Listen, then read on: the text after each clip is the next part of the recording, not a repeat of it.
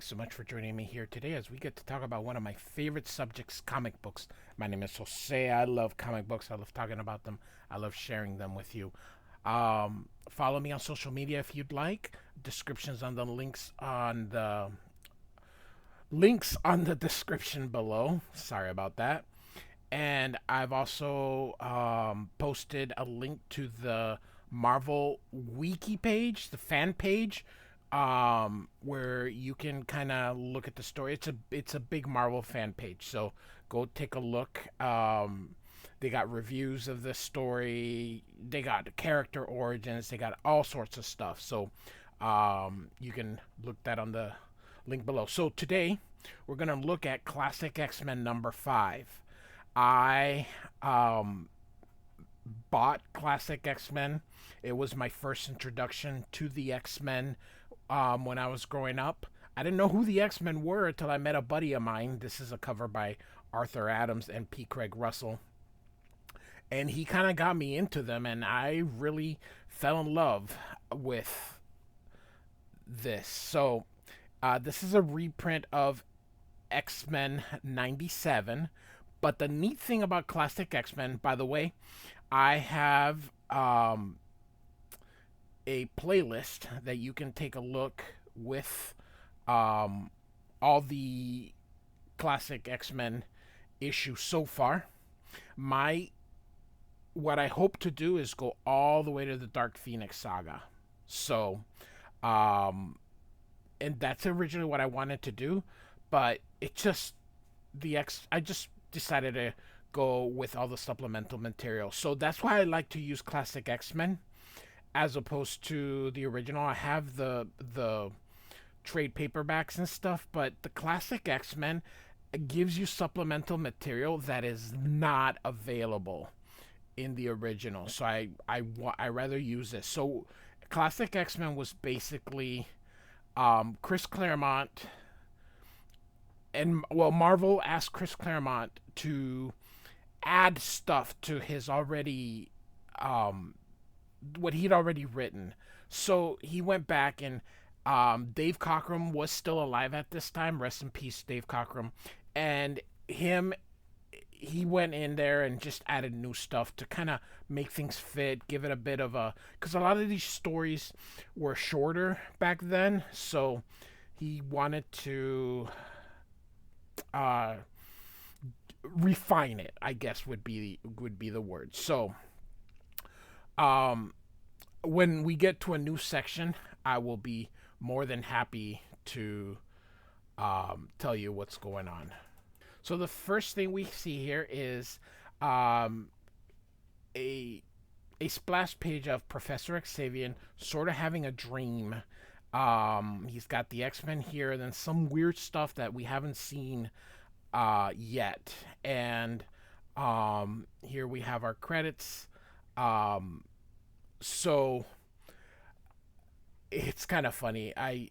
I don't think a lot of people do this, but they do this for dramatic effects in movies and in books and in comic books. So hey, but he's having some kind of dream, some kind of nightmare of like a galactic war, an alien galactic war. So it's almost as if someone was trying to make contact with him telepathically, and then he's looking in there, but he then ends up waking up.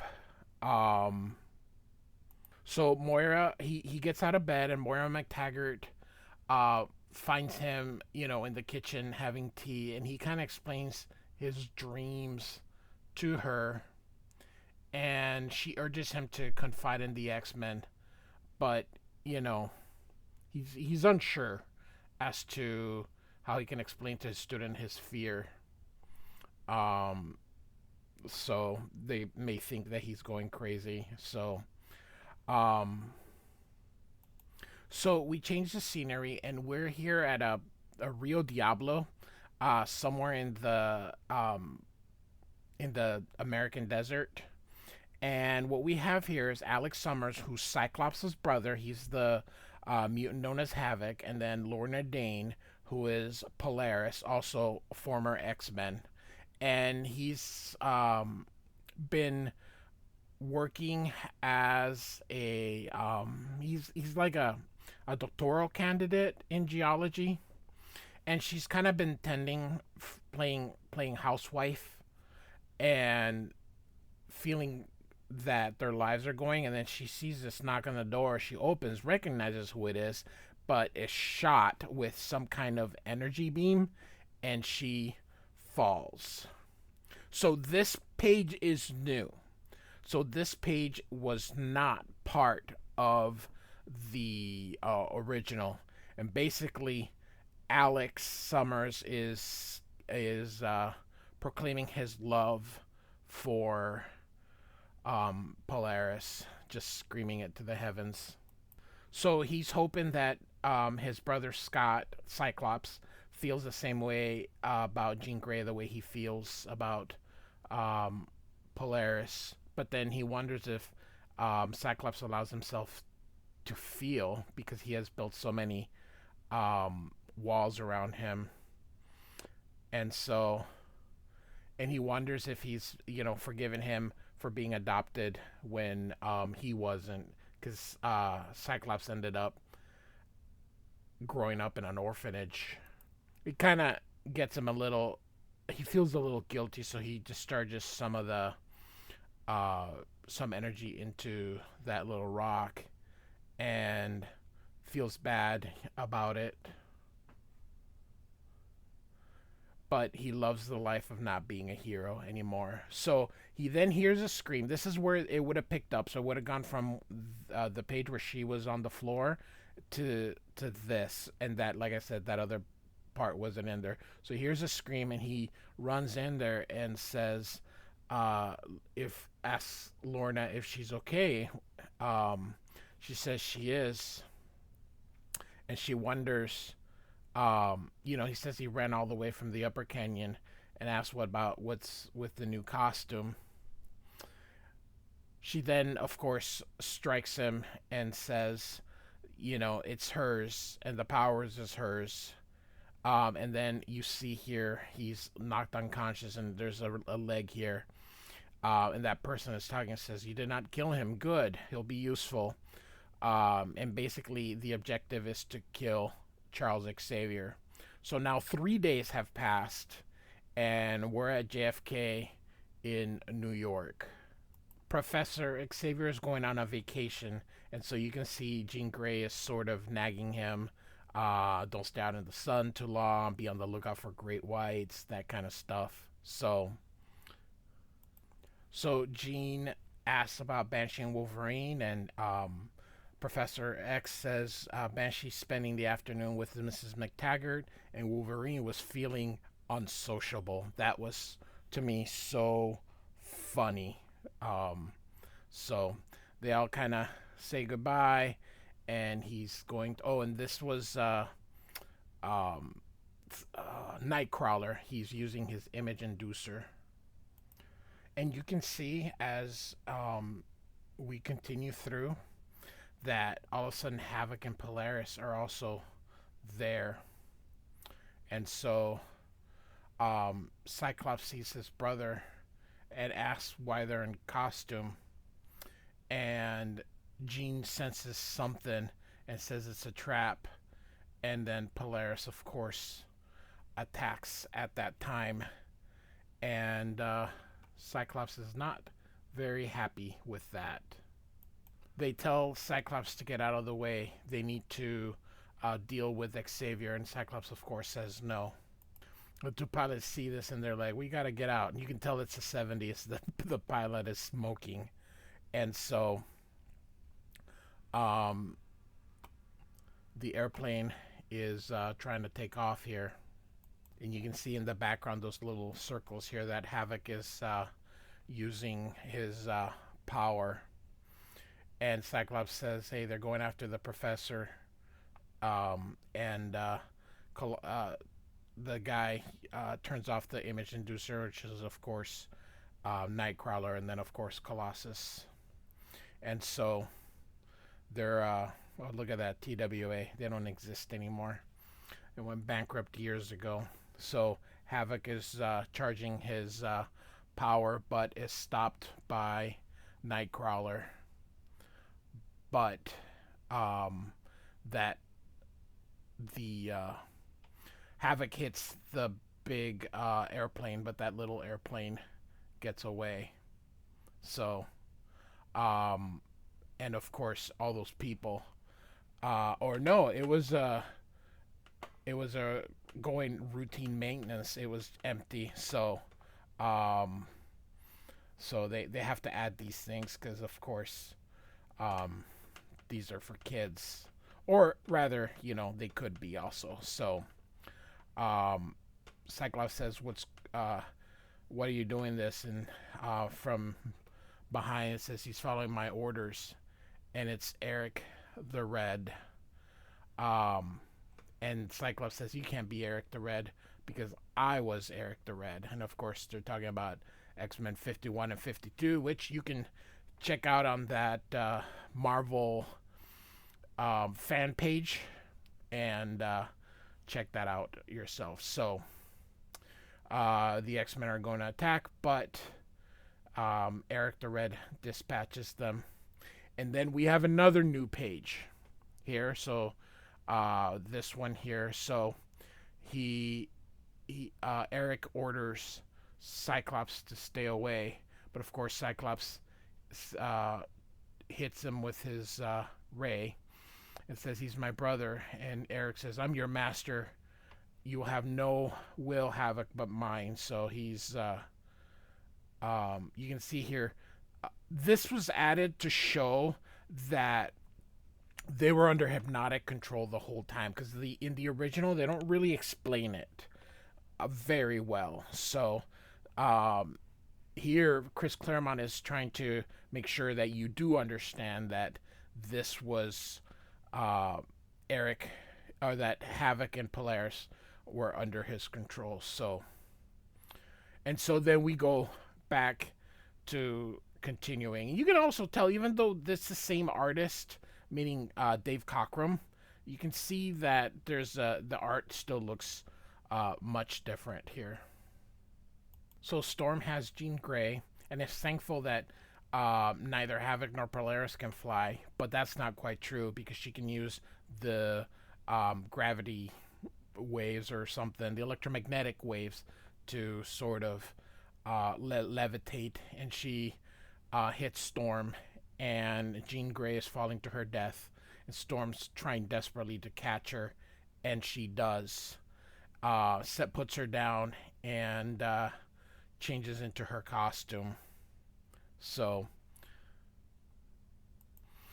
Cyclops basically is saying, "What'd you do this?" And he says, "I had to. Eric he's in my mind. I'm trying, he can't fight it." So Cyclops shoots him with his eye beams, and of course Havoc reciprocates, and he's feels terrible. He thought he killed him. So he still has enough of his senses, and Cyclops uses that. I like this pose here, just showing how hitting him very hard. Meanwhile, the X-Men are trying to fight Eric the Red, but he seems able to take on them. I always found it funny that the villain is always one person. He's so powerful, he can just beat the crap out of the entire team. So always struck me, Magneto with the X-Men, Doctor Doom with the Fantastic Four. So here Eric hits him and knocks off this other airline, Eastern, who also went bankrupt. I used to fly that when I was a young child, so they were still around. So here Colossus punches Eric, and I don't know what this part is. It's just, you can see the airline here, so it's just I don't know. I think it's Storm using her power and Polaris, but I don't know. It's a convoluted mess there, but that's all right. So, and Storm finally intensifies. I really love this pose here, and Storm wins. And Havoc sees Lorna, of course, hurt, and he tells Cyclops, if she's hurt, I'll kill you, and I'll kill you all. So, and he runs toward Polaris, and now Banshee and Wolverine have arrived, and so Eric says, "Come on, time to go. We'll fight another day." And he takes Havoc and Polaris, and off they go. And Wolverine tells him, blast them, they're getting away. And says, "Oh, this during this time, Wolverine was written very different. So he's not the Wolverine that you are sort of used to. He was a little bit more impulsive, a little bit more, I don't know, of a jerk. Which Wolverine really isn't a jerk anymore. But he was, he's calling him, "Are you gutless or something?" So you don't see Wolverine doing that anymore. Um, Cyclops hits him, and he's like, "Oh, I'm gonna get you." And Storm says, "You won't do that, Wolverine. Not now or ever. You'll answer to me." And the X-Men are being watched, but then whoever is watching the X-Men, this is, by the way, you met him in the previous issues. Dr. Oh, I forgot his name. Stephen Lang. Stephen Lang. You can see a Sentinel leg right here. He's watching the X-Men, but somebody else is watching him. So kind of cool. Someone's watching the Watcher. So then, of course, next issue, the Sentinels return. So the part of the reason that Classic X-Men is so cool and why I prefer using it is because not only did it have supplemental art within the main story, there was also a backup feature, and this backup feature features Colossus. It is drawn by John Bolton. It is written by Claremont.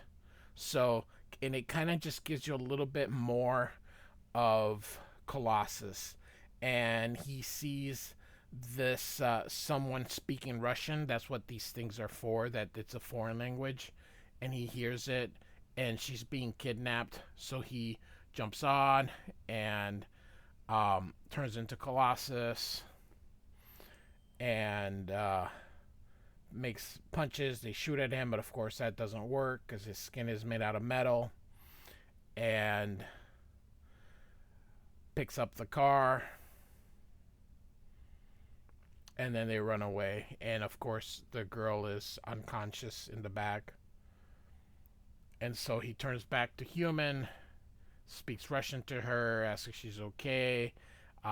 He's not one of them, so the people are like, way to go. So, but this is, of course, something always happens, even in these little 8-page backups. So he introduces, and she's a dancer.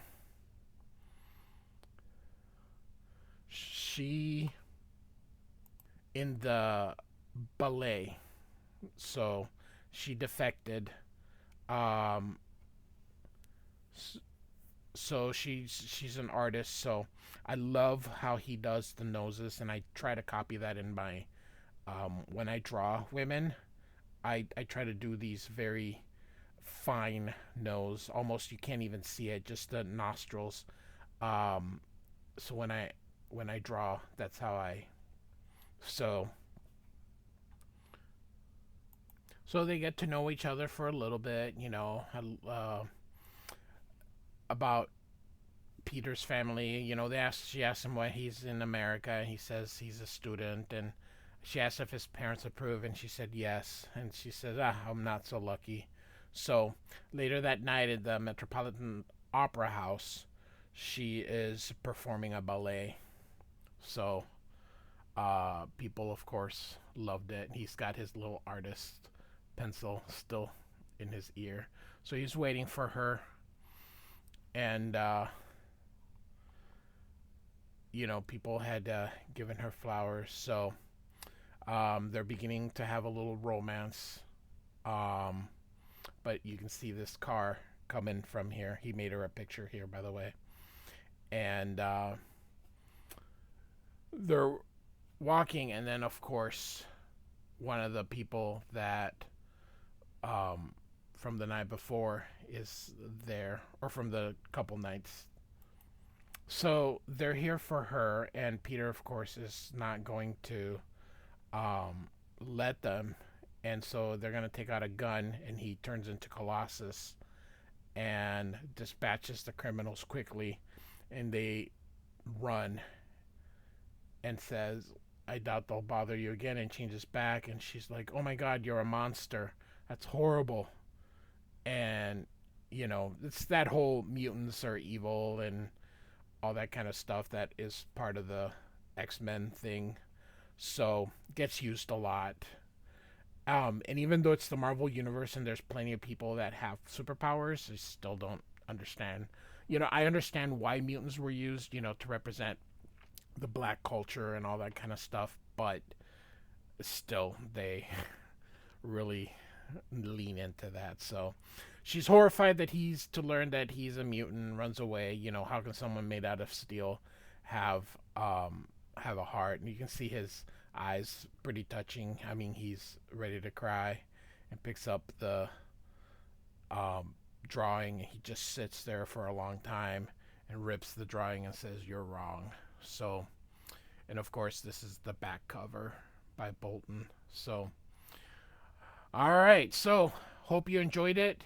We'll be hopefully getting this all the way through when John Byrne